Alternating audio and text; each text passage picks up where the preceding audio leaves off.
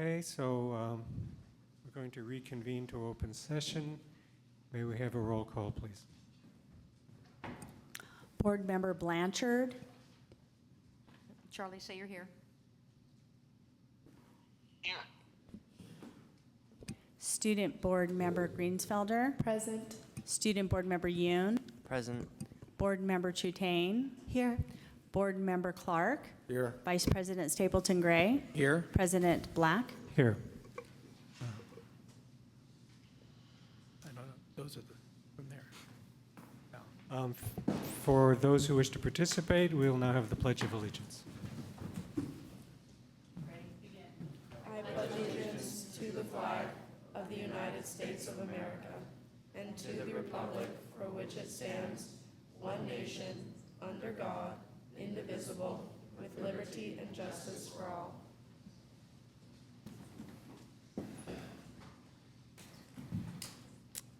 Okay, may we have a reading of the mission and vision statement, please? The mission of Albany Unified School District is to provide excellent public education that empowers all to achieve their fullest potential as productive citizens.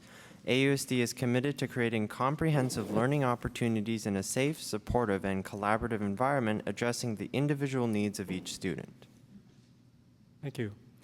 The board took no reportable action in closed session.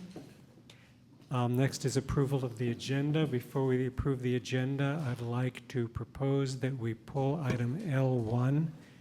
That's the board,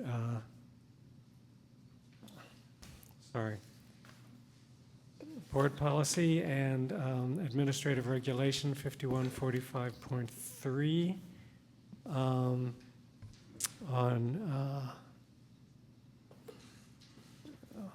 is it on here? Yes, board policy on non-discrimination and harassment from the agenda because we need to do more work on it before we're ready to finalize it. So with that amendment, do we have a motion on the agenda? I move the agenda. As amended. Second. All in favor, say aye. Aye. Thank you.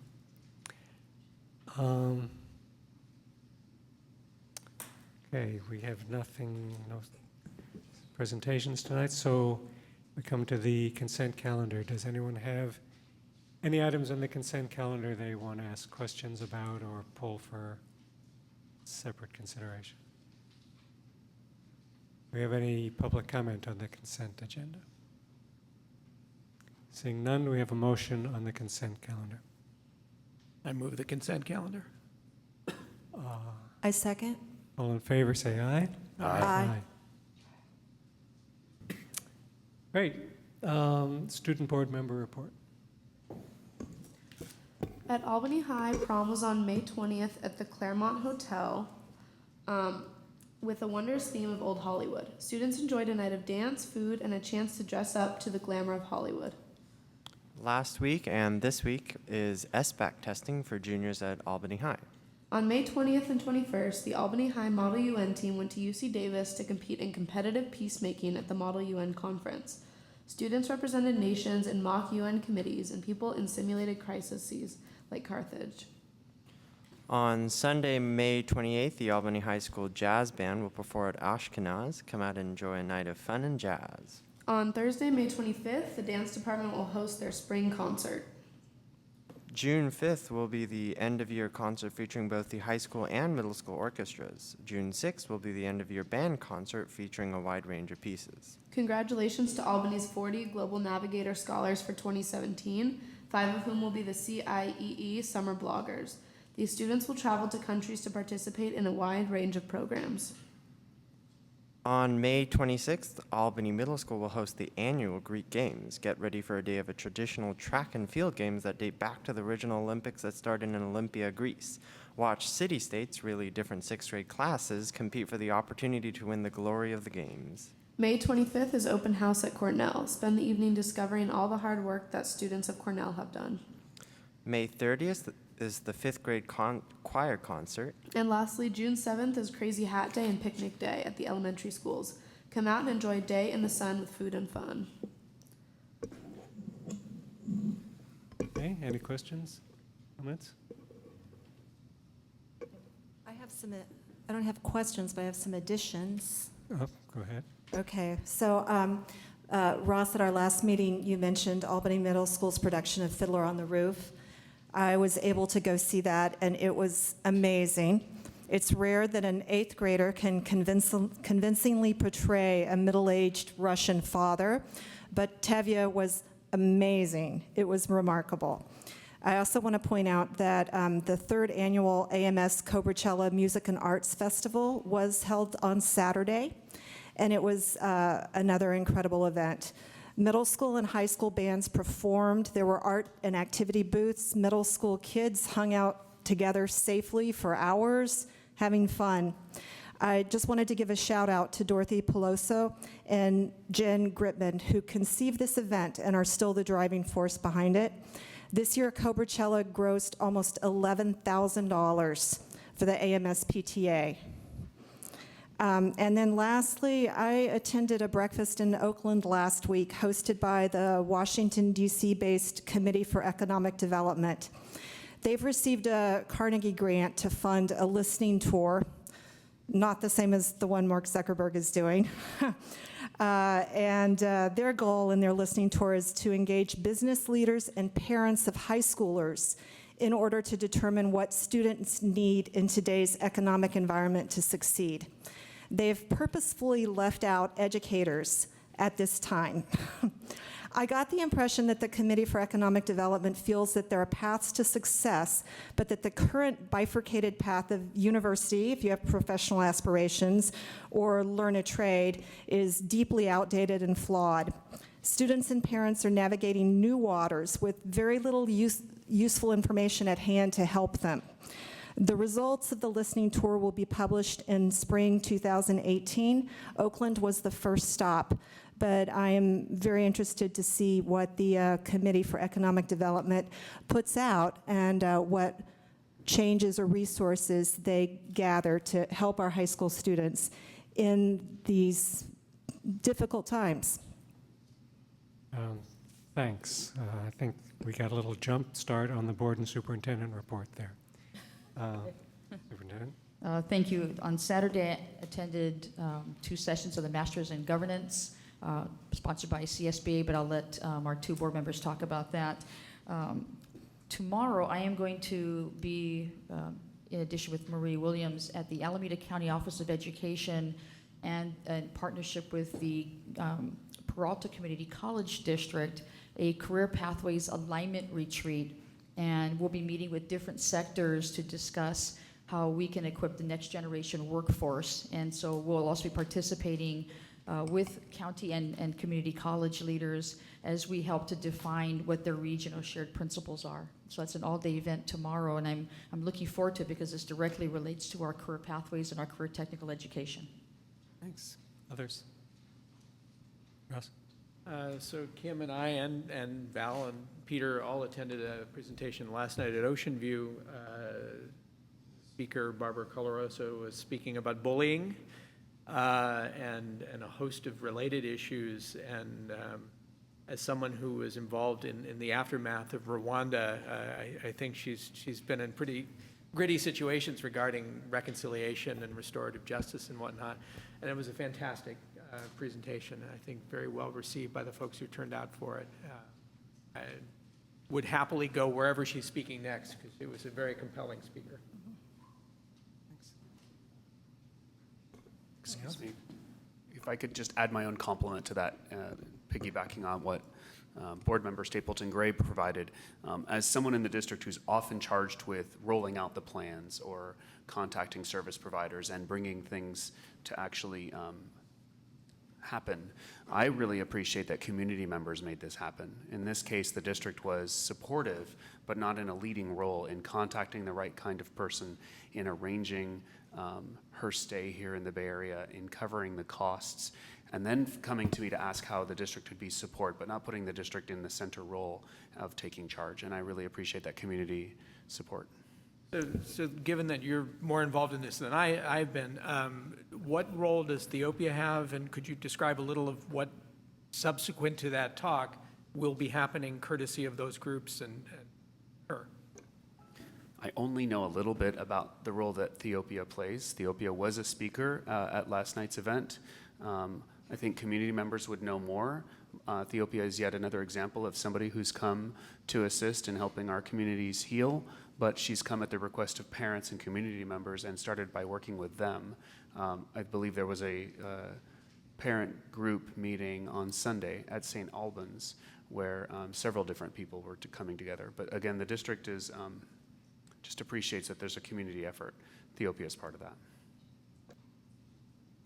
Anyone else? Jake? Yeah, just briefly, Val had mentioned the California School Board Association training, and last Saturday I finished a Master's in Governance program through them, and I would like to state that overall I thought the training was very informative. That's it.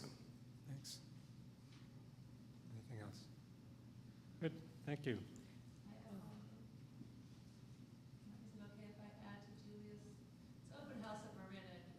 Oh, sure, come on. That's all. Oh, open house at, It's, Marin and Ocean View, in addition to Cornell. Thank you, Julie. oh, okay. yes, all three have open houses, and I know at Ocean View, they have their traditional annual potlucks, like an international potluck that's earlier, so it's about 5:30, and the other open houses start around 7 o'clock. Thanks. Okay, so next is matters not on the agenda. I should state, since we just took the non-discrimination harassment board policy off the agenda, if you're here to talk about that policy specifically, you can wait until it's back on the agenda, but I don't know when that will be, or you can make your comments now on items not on the agenda, and we'll just make a note of them and try to remember them for next time.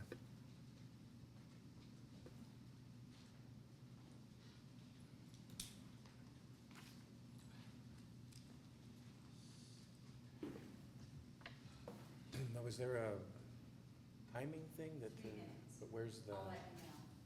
Okay.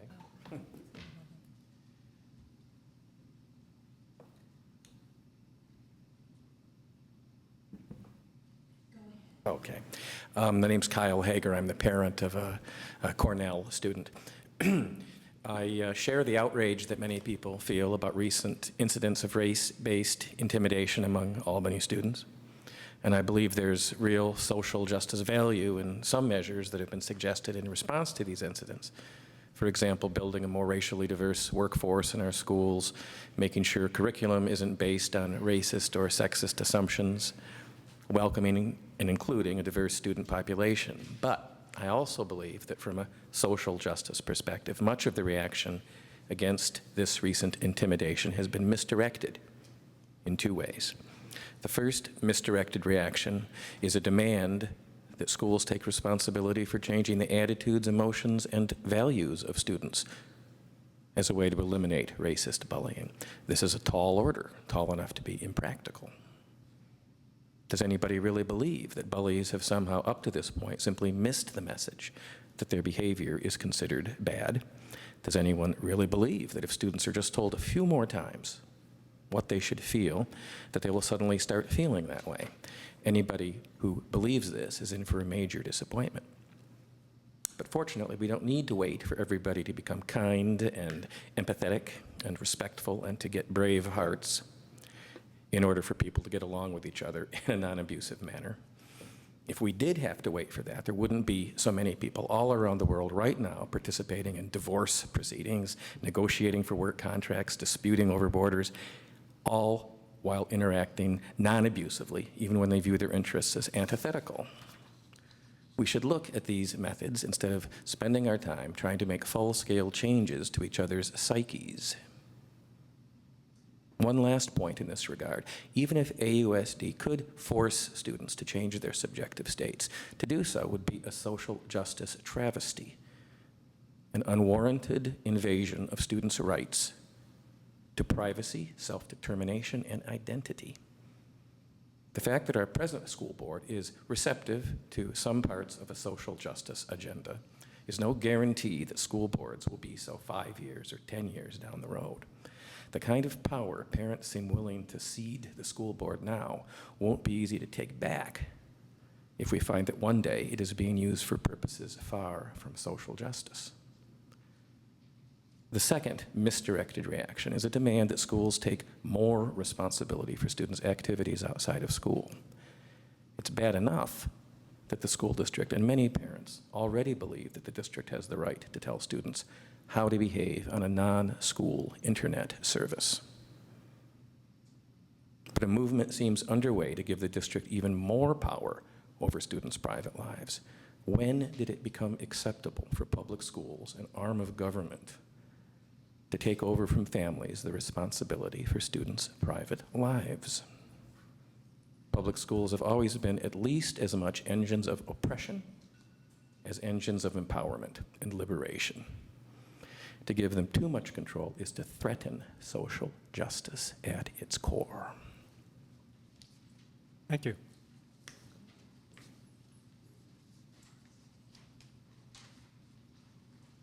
Hi, my name is Brian Martin, and I'm a parent of AMS and AHS students. I wanted to thank the board for what seems to me to be good faith efforts to steer a course through the recent anti-Semitic and racist issues at the high school. I wanted to request that you put on the agenda for an upcoming meeting the righting of a wrong that occurred during the Unity rally several weeks ago. Picture students and administrators leading a rally for Unity during work hours on the high school campus. Many of you were there. A rally for unity because, of course, the school and community are dealing with racial and religious divisions. A man named Pastor Billy is introduced and starts with a wonderful speech about love, forgiveness, and acceptance. But then he finishes with a sectarian sermon, as if he's in church or praying with a student-run Christian club on campus. This is how he chose to close his message to the student body at the Unity rally. Oh boy, this is going to take a minute to...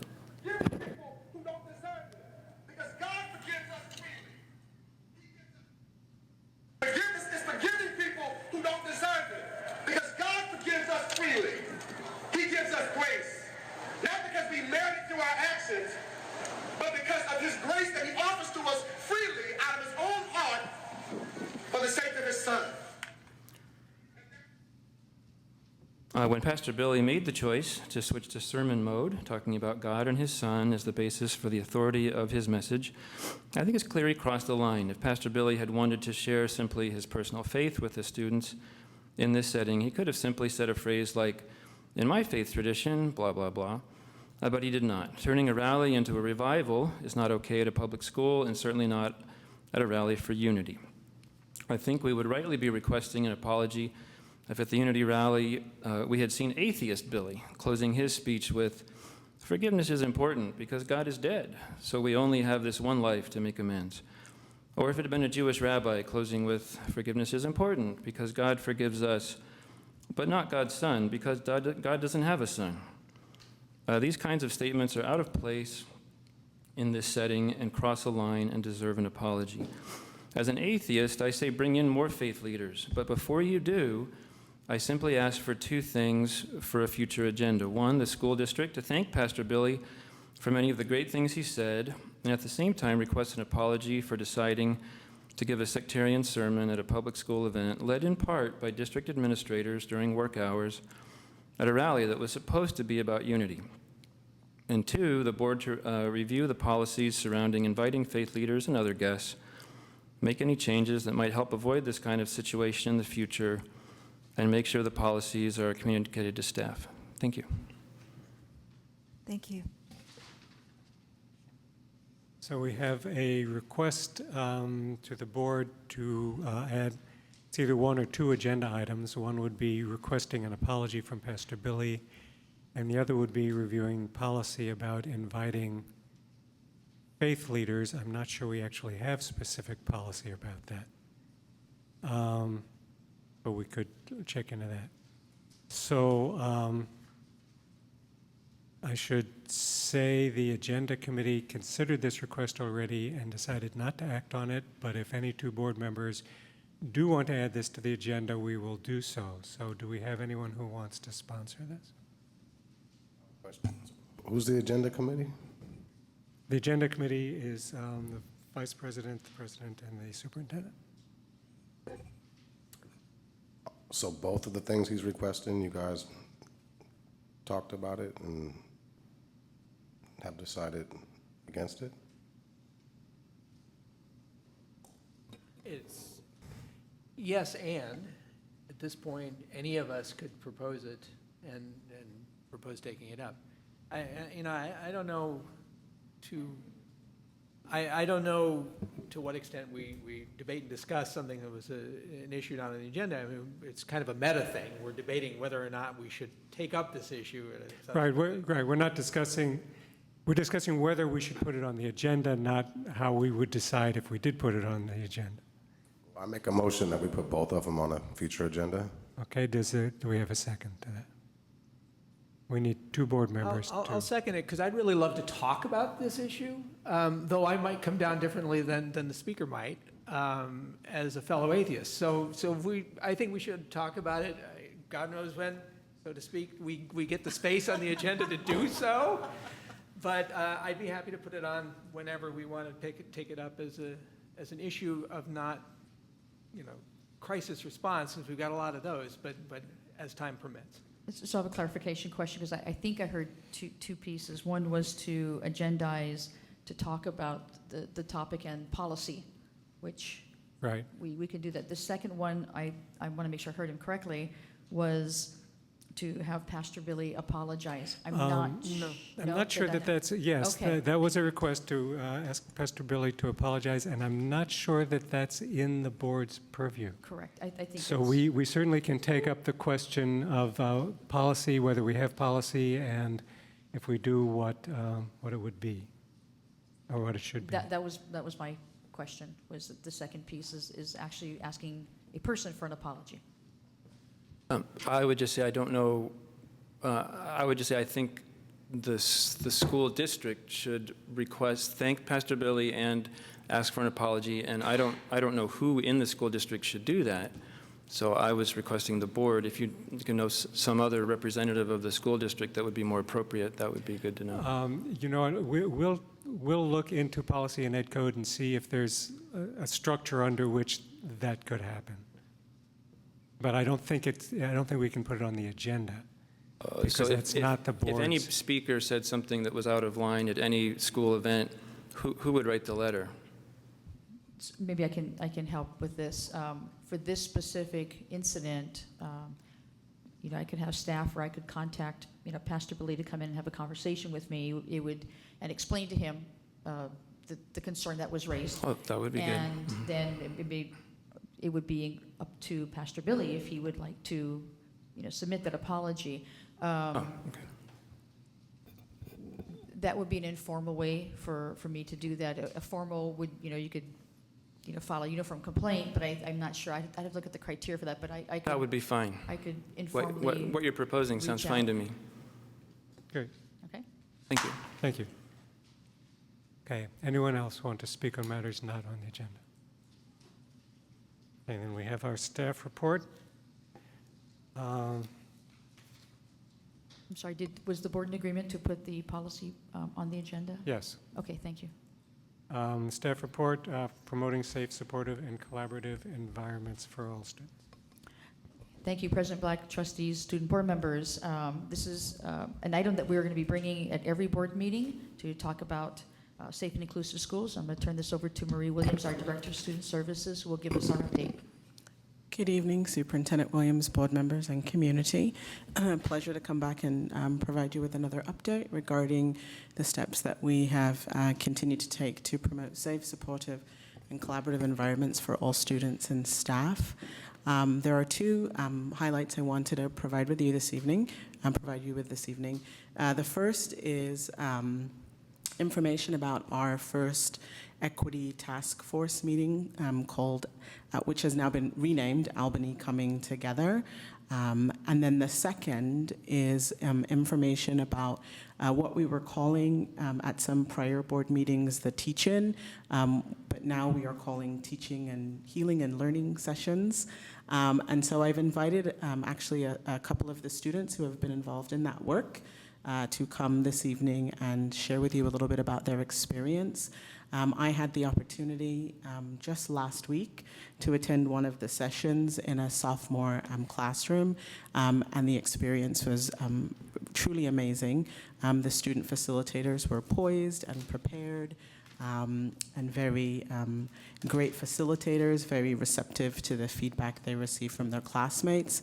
And the students in the class were also fabulous listeners. They gave honest feedback. They talked about topics that were not comfortable for them, but they engaged in a way that was truly authentic. And so I wanted to invite a couple of the students who were involved in that process just to come and share with you. And so I'm going to invite Jessica and Leon to join me at the podium here. Thank you.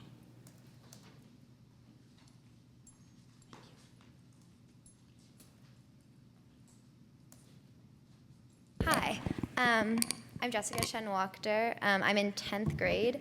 And so I'm not sure how much you guys know about what exactly the curriculum is, but I can give a brief overview.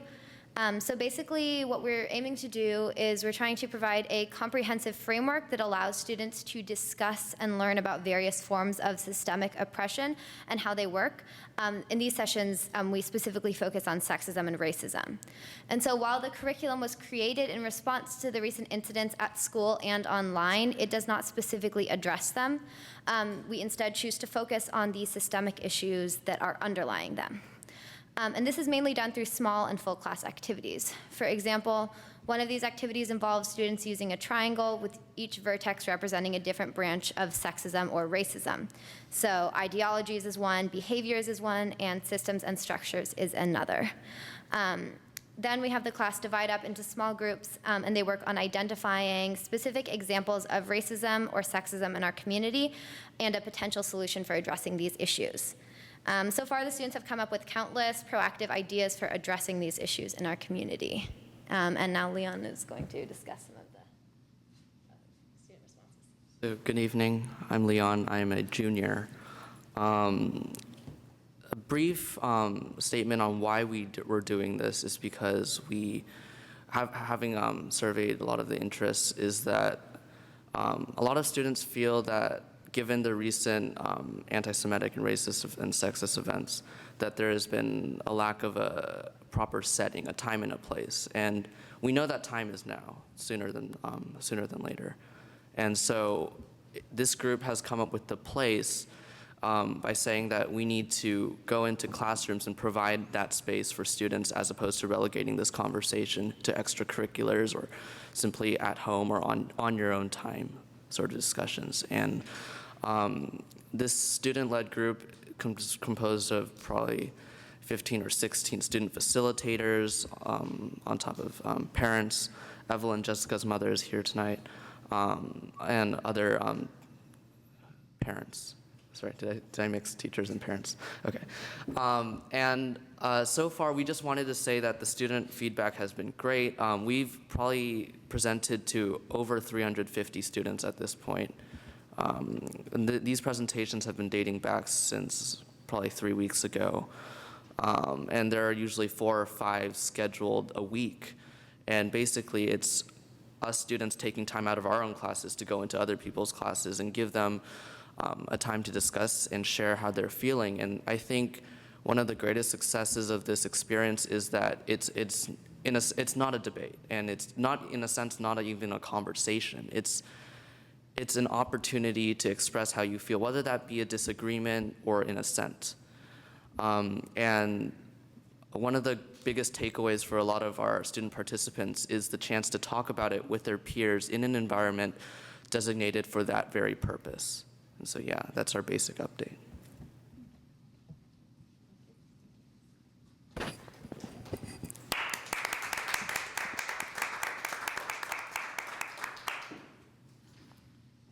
The students have done an amazing job, and so I wanted to make sure that they had the opportunity to come and represent themselves this evening. So thank you both for coming very much.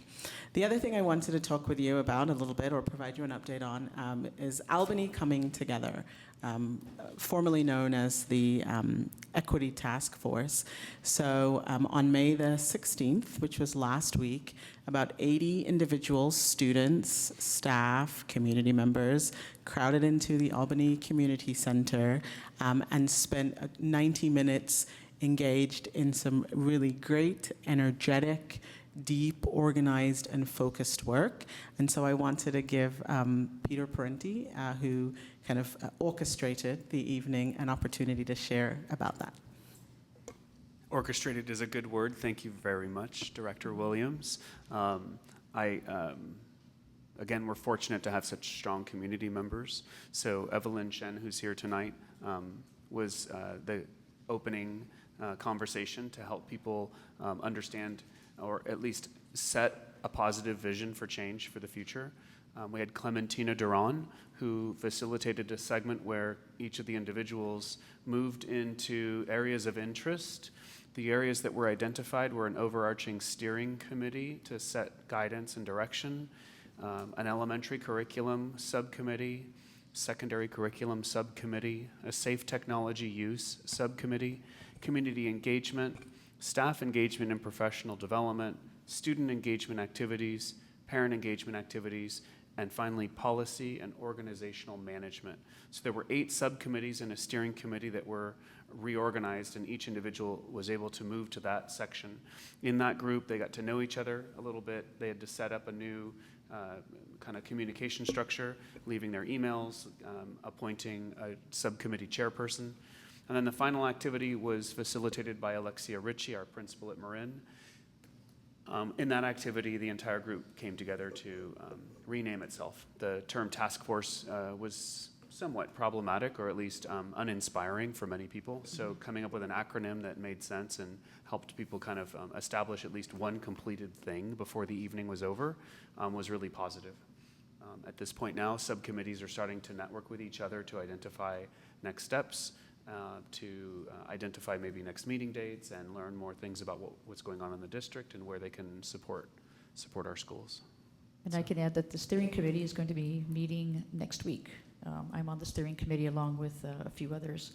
So there'll be another meeting next week so we can start coordinating efforts. And one last thing, of the 80, I estimated across the room, of the 80, about 15 to 20 of those are high school students. We hope that we're able to maintain a really strong high school student presence. We find them the most inspiring members, the ones who are most free to express their ideas without hesitation, and of course, the ones who remind us where our responsibilities really lie. So I appreciate the high school students who were there that night. Great. You know, I think it's worth noting that in many of the activities that we're highlighting, students are a part of that. And so just want to congratulate the students for being engaged and being involved and keeping up the effort to be a part of the conversation. The third thing that I highlighted on the update is related to board policy and administrative regulation. So we, at the April 25th board meeting, reviewed a handful of board policies and admin regs. And so we do want to begin the process of bringing those forward for review. So I'll be working with superintendent to kind of prioritize those so that we can start to bring those and some other policies forward for review, discussion, and possible action. In terms of task force work, Albany Coming Together work, I'm on the policy committee, and they are very eager to meet. We have a meeting set for next week. Had lots of really great questions. So there are many people that are really interested in engaging in board policy work, which I know typically is not the most alluring or entertaining for people. But it's good work, and there are many people who want to be involved. So that's my update for this evening. Other things are happening. It's not meant to be all-inclusive, but want to give you an opportunity to have some conversation also. Thank you. Thanks. Comments, questions?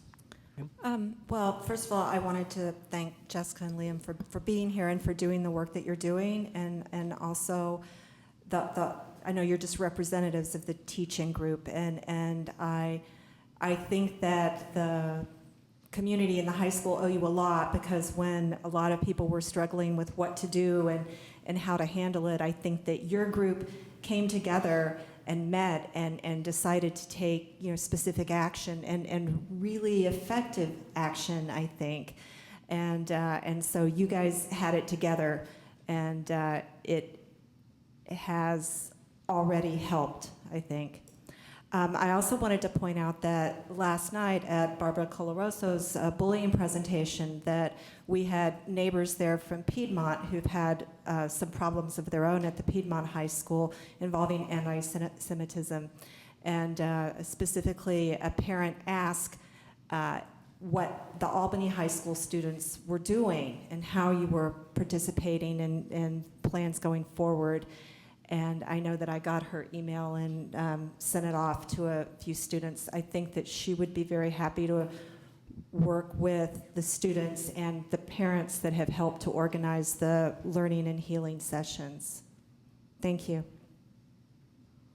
Julia? Yeah, I'd just like to thank both Jessica and Leon for coming and speaking to us. I mean, I think that you guys and your group really is the driving force of helping Albany heal, and I think that the fact that you were able to come and speak so eloquently to the board really speaks to how mature and just how incredible this group is. I think that people are really surprised when they hear about all the good work Albany is doing, and it's so easy to get caught up in everything that's going wrong, but I think that your group is something that is only going right, and I just thank you for that, and I thank you for speaking about it, and keep up the good work.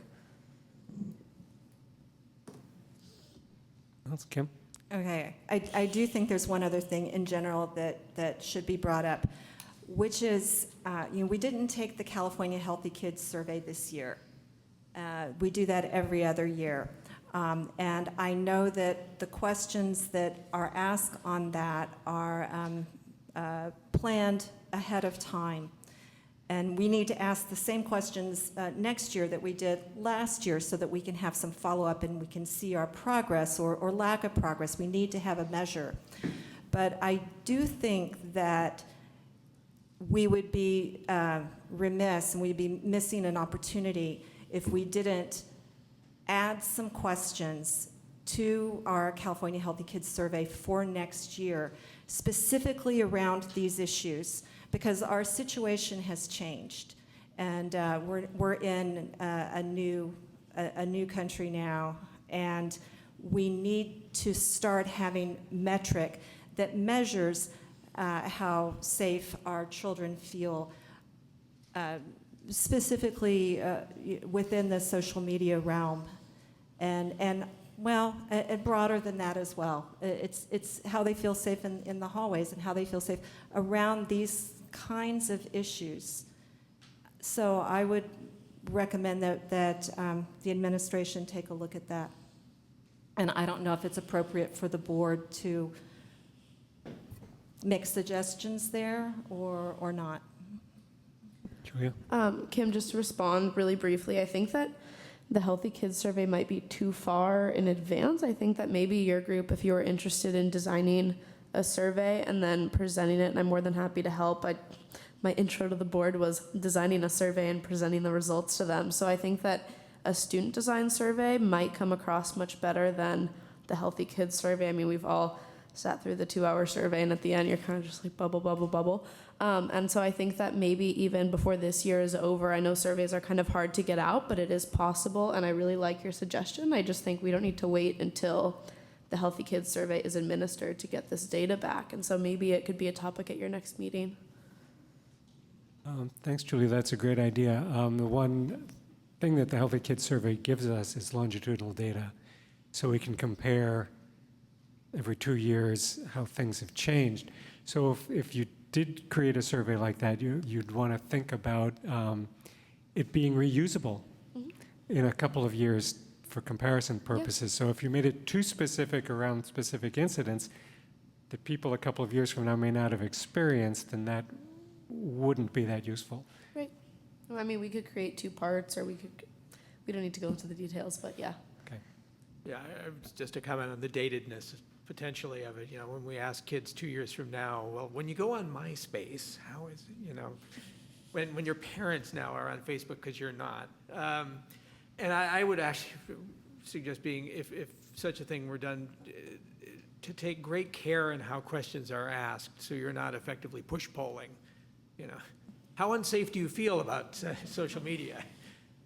Is a rather poor question to ask. In any case, if we ask such pointed questions, I think we should be very careful on how it's done. Okay, thanks. Well, I still think it's a good idea. I think it's an opportunity because everyone takes the survey, and a great number of grade levels take the survey. And so it could reflect changes as kids move from school to school. And I think that because it's has so many participants, that it gives us a broad look, and it's a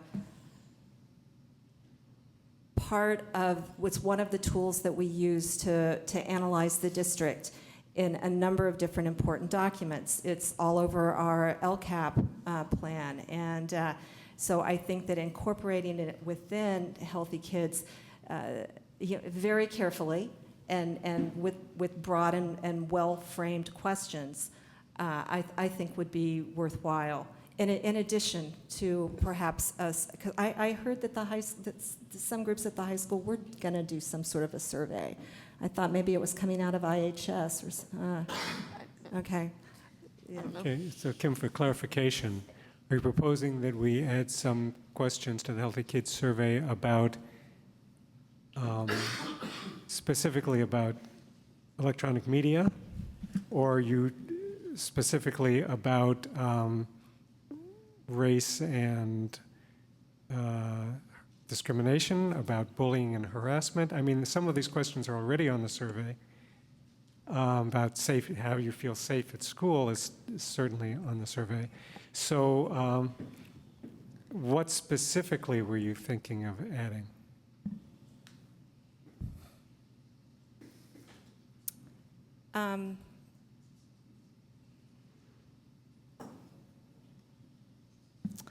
Okay, without having the survey in front of me, perhaps I need to come back to the board at when we get to this topic at our next meeting, and see if I think that there's a particular area that's being missed.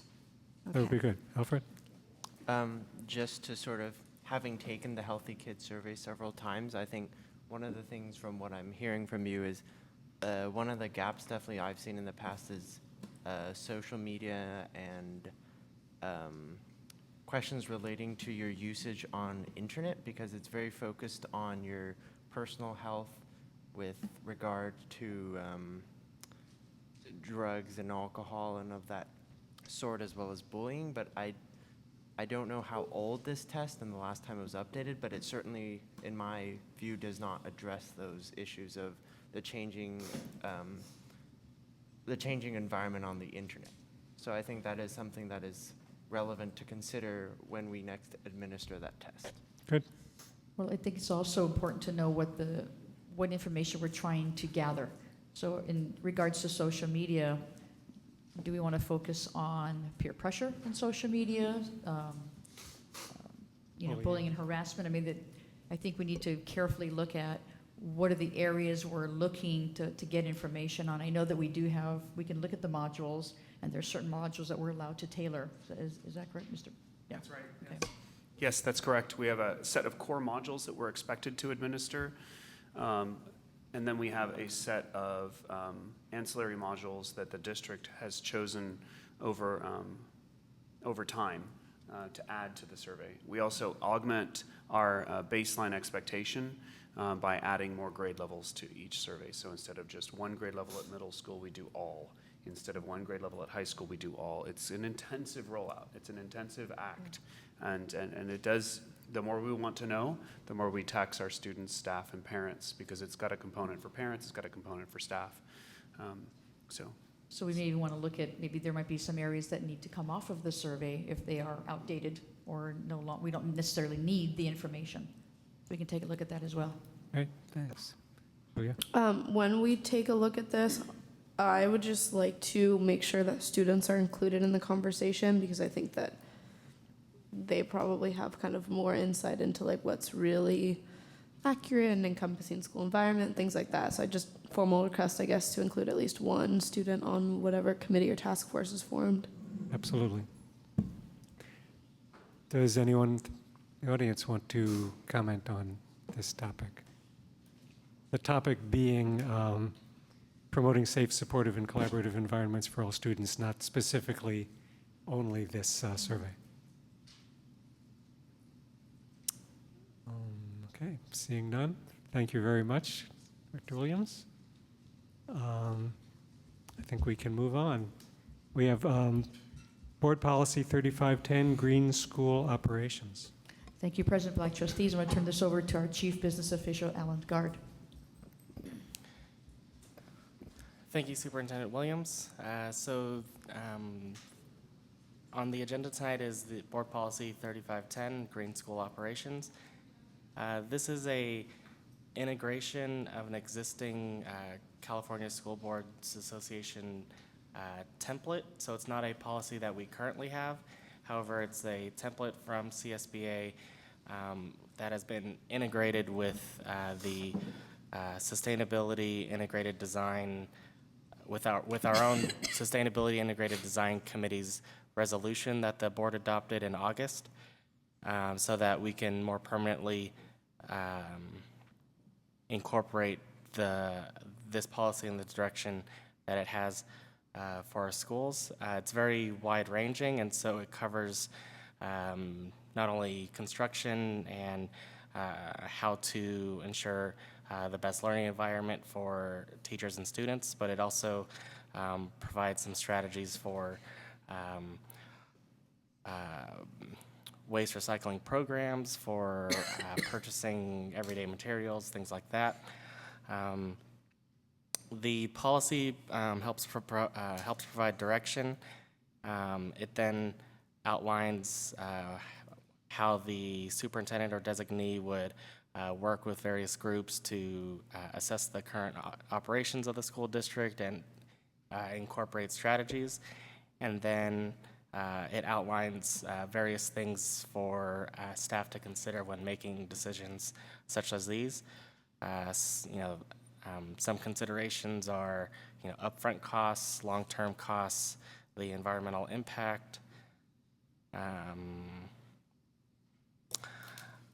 and overall quality. And so tonight, just requesting that the board review and take action on this board policy.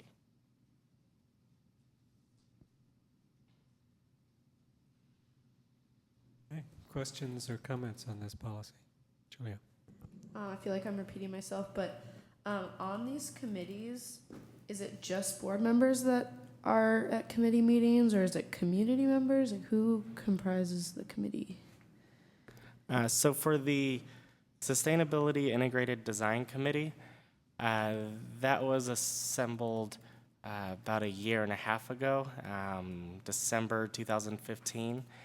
And so that comprised of 2 board members, principals, district office staff, and local community members who were experts as architects or mechanical engineers. We also had a student that was on the committee prior to graduating and then coming off. And so since that representative graduated, the committee hasn't officially met as a whole, and so we haven't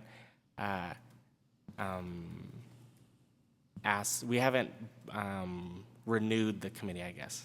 Okay.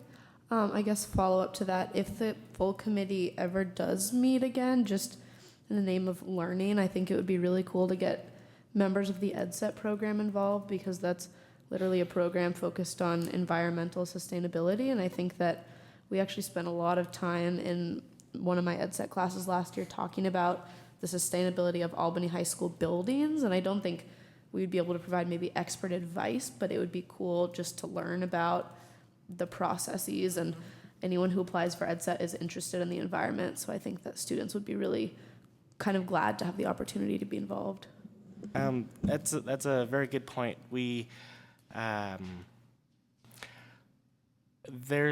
I think what could work is I could send an email to the teacher, because we have a middle school annex design committee meeting next week, and one of the focuses is on sustainability, and so that could be a good learning opportunity.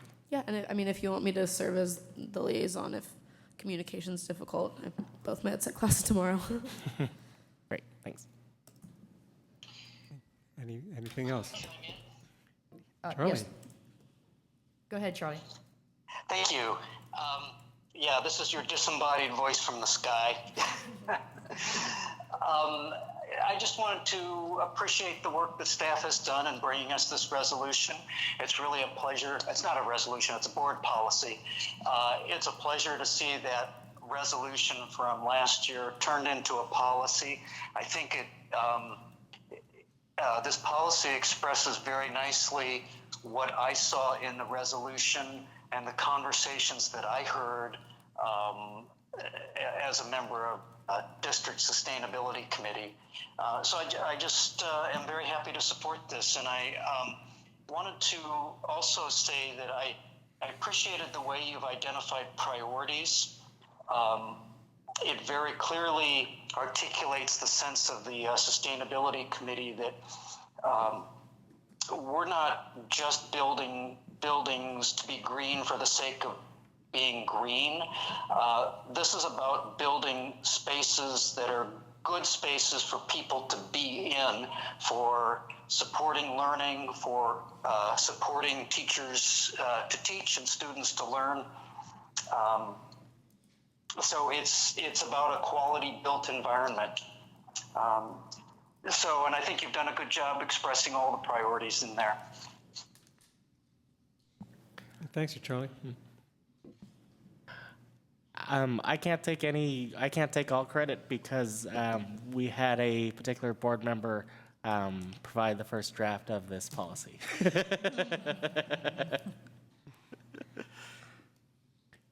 Kim.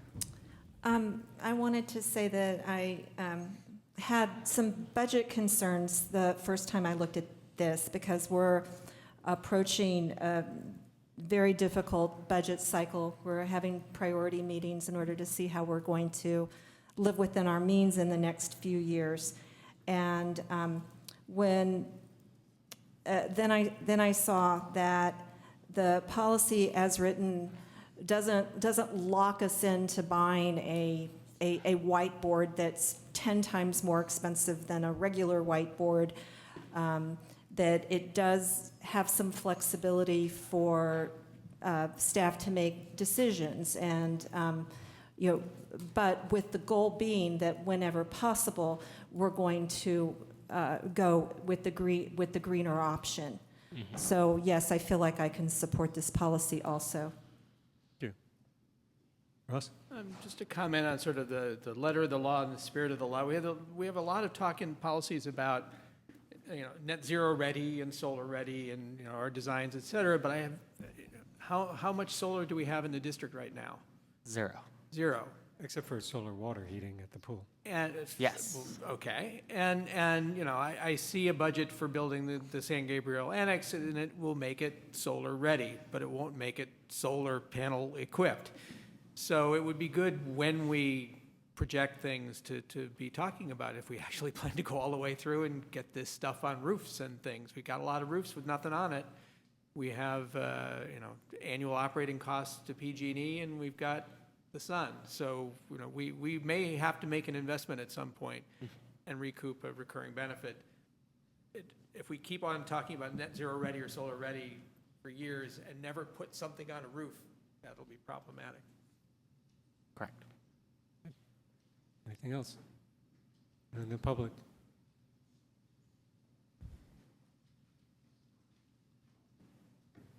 Hi, I'm Liz from Marin, and I'm speaking as a parent of a previous graduate. And I wasn't planning on saying anything tonight, but I would like to bring up that through the EdSet program, my daughter Ella worked with some other students to work really hard to get 2 hydration stations at the high school in order to eliminate or reduce plastic water bottle usage at the high school. And as you were talking today, I don't know if it's part of the plan of the new buildings, but it would be really great if they could continue that effort that was really supported by Dr. Barone to have places for people to fill their water bottles, their reusable water bottles easily, so that we don't have to add to the plastic water bottle waste. Great suggestion. Great point. Thank you. Uh-huh. And they eliminated them completely. It was a great campaign. Mm-hmm. Anything else? Okay, we need a a motion to pass this policy?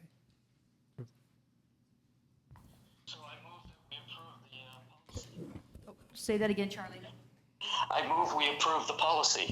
Okay, we have a motion. Do we have a second? I will second. All in favor, say aye. Aye. Thank you. It passes. Next, we have an agreement with State Roofing for roof improvements at Albany Middle School. Okay, I'm also going to turn this over to Ellen Gard, who will introduce this item. Thank you, Superintendent Williams. So about 20 years ago, we opened up the Albany Middle School at the current location on Brighton. And since then, there hasn't been a lot of major work on the roof. There's been some minor work due to potential leaks, things like that, but nothing significant.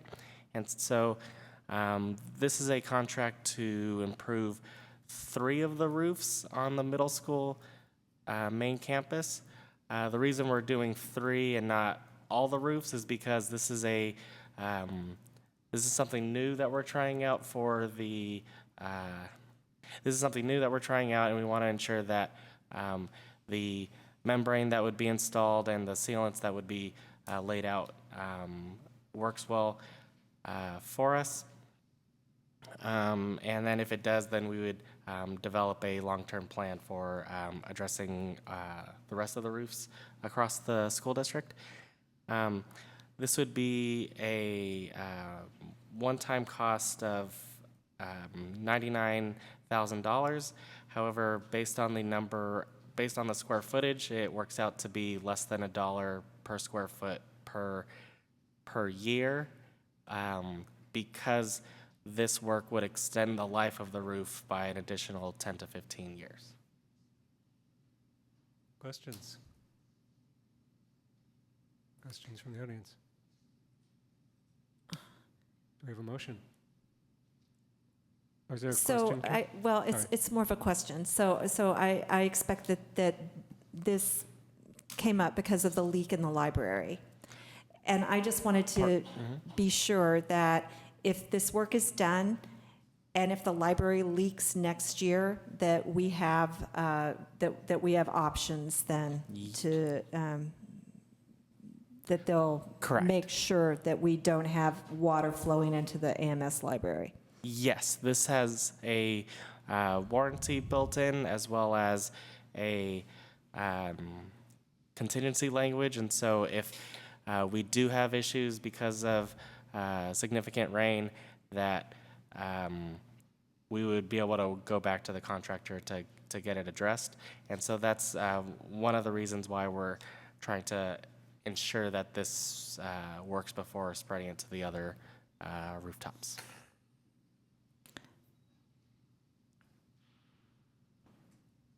Okay, thank you. Anything else? And we have a motion. I move to accept this contract. Okay, we have a second.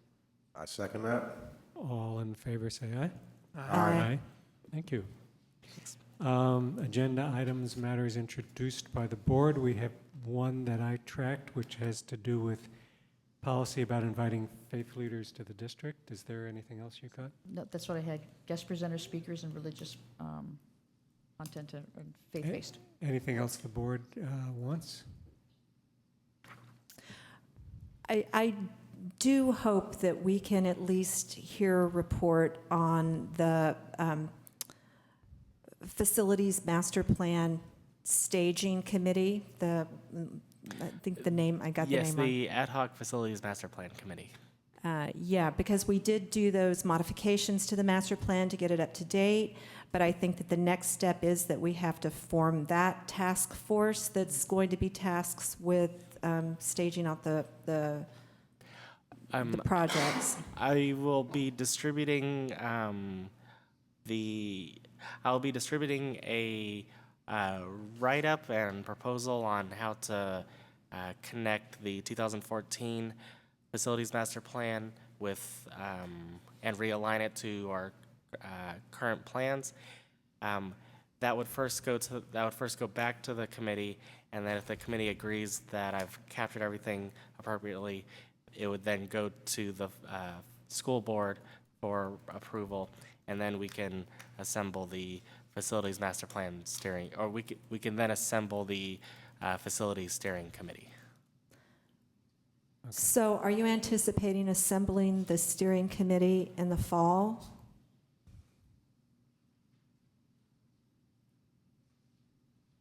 Yes, yes, yes. So I'm pretty sure that the original decision to create the review committee was that it would culminate in a report back to the board, right? So there will be a staff report on Yes. whatever that committee comes up with.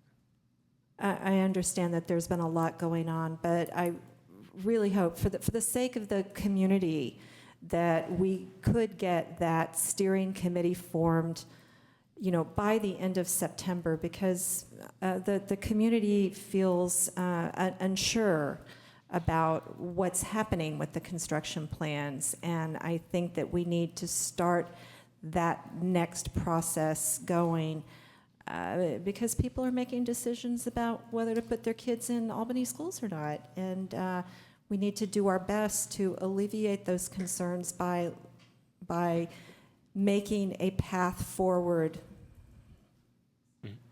Thank you. Anything else?